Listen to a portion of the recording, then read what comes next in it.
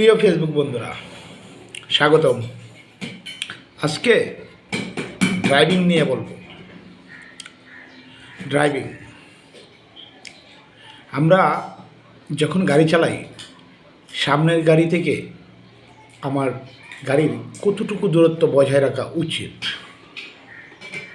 আমি অনেক চালক বন্ধুদের সাথে কথা বলেছি, তারা অনেকে অনেকভাবে আমাকে বুঝিয়েছে, কিন্তু আমি যেটা শিখেছি, ড্রাইভিং হট সিটে বসার পরে আমি আমার সামনের গাড়ি থেকে ততটুকুই দূরত্ব বজায় রাখবো যেন আমি তার পিছনের চাকা দেখতে পাই।